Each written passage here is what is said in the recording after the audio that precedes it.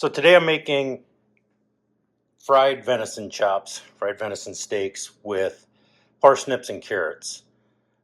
These are going to come out pretty good. I know I've made them before, similar to this. What I'm going to do is I've got plastic wrap over a piece of my block here, and I've got these 5 boneless pieces of venison chops. I'm going to hammer them out a little bit thinner than they are so I can bread them almost like a chicken fried steak, but I'm going to a little twist to my breading, a little bit different. So it's probably just about a pound of venison here. Not very much. I'm only using a couple of parsnips and a carrot. There's going to be probably just a couple meals.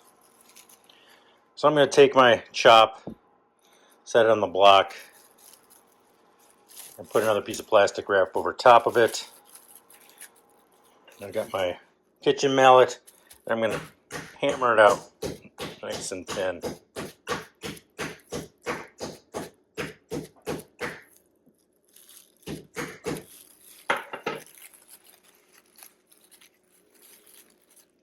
Like that.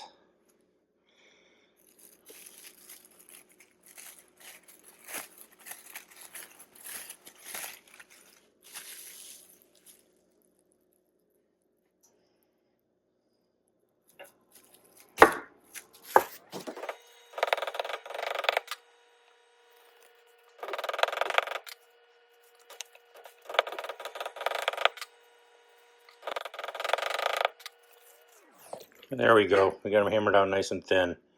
And then we're going to move on to the breading. So here's how I'm going to make the breading for the fried venison steaks. In this container, we have 1 cup of all-purpose flour. And I'm going to add to that a teaspoon of baking powder,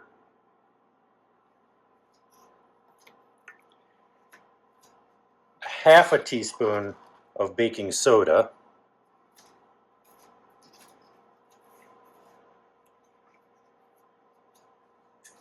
a half teaspoon of smoked paprika,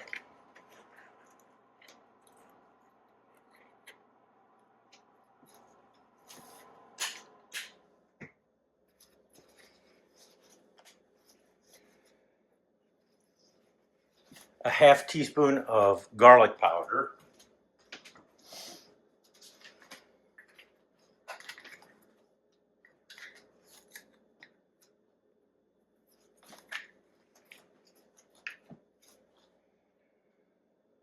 a quarter teaspoon of Kashmiri chili powder. You can use, what other chili powder you want. I'm just adding this little, I've got a lot of different chili powders, and I kind of like this Kashmiri. It's got a good spice to it. And then just as a little kick, I'm going to add a quarter teaspoon of yellow curry. And this is a hot yellow curry.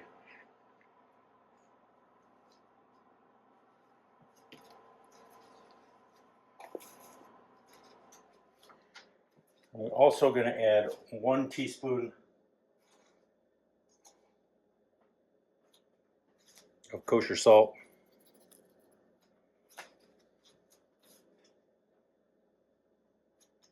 and a teaspoon of black pepper.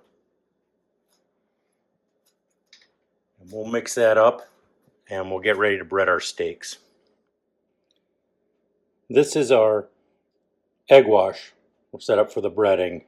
It's just a single egg and a quarter cup of milk, and that's plenty for the amount of steaks we have here, just around a pound. I'm going to mix these up, and we'll start breading. So here's how I bread my steaks.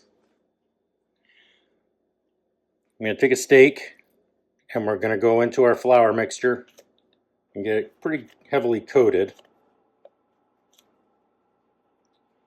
And then we're going to go into our wash, get it coated with the egg, kind of let it drip off, and then we're going to go back into the dry again and coat it again with the breading.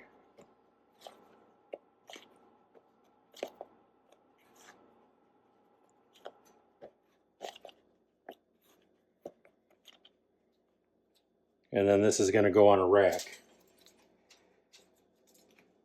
like a drying rack over a pan. And I'm going to put those in the refrigerator for about 2 hours before I fry them. Kind of helps the breading to set. And I'll pull them about 20 minutes before I decide I'm going to cook them. So into the flour, into the liquid, back in the flour.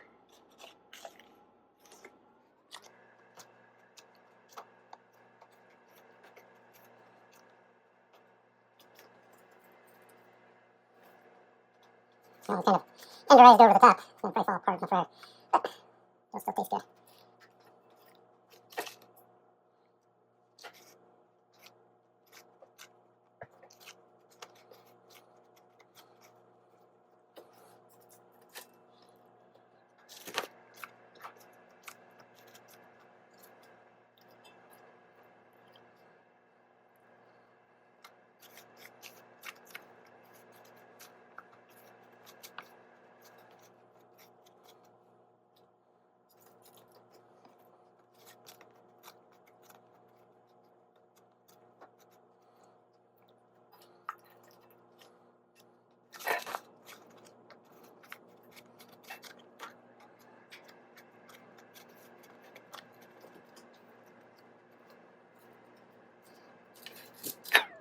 All right, there we go.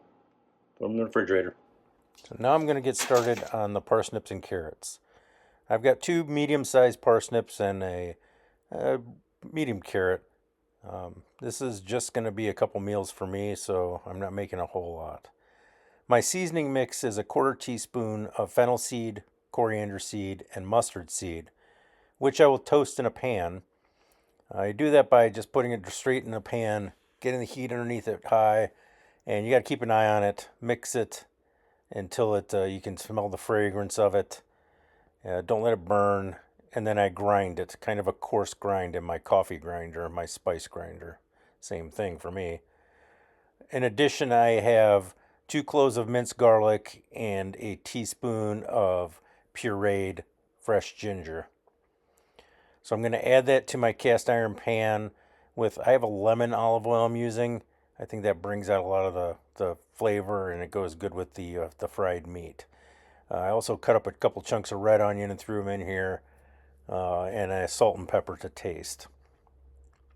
That's going to go in the oven, 400 degrees, for about 30 minutes until the vegetables are soft to the consistency you want them. Here's what mine looked like. I think these took 35 minutes at 400. I put them back in just to soften up the carrots a little bit more. But sometimes I like a little bit of a crunch in there. But these brown nicely, and you can see how the coarse seasonings on there. Wonderful aroma and flavor with these. So next we're going to get on to frying the meat and then putting our meal together.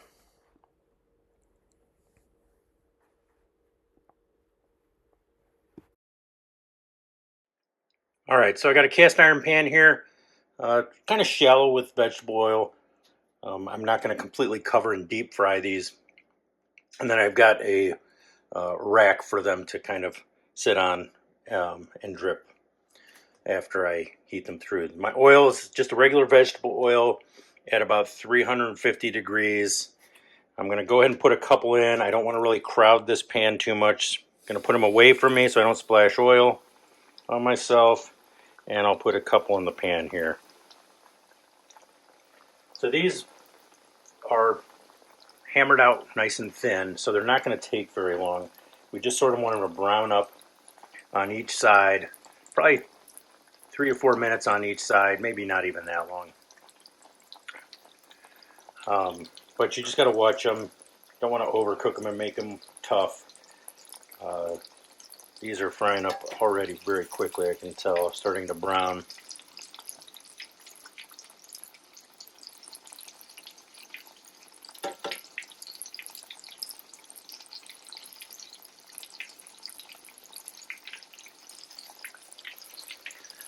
I did not make any sort of gravy with these. You'd think with like a traditional chicken fried steak, you make a gravy.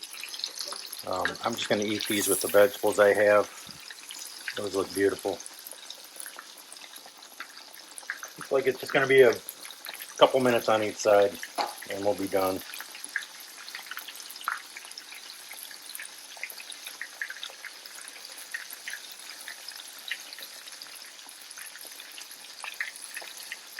So I'll fry these, get them on the drying rack, and show you what they look like when they're done.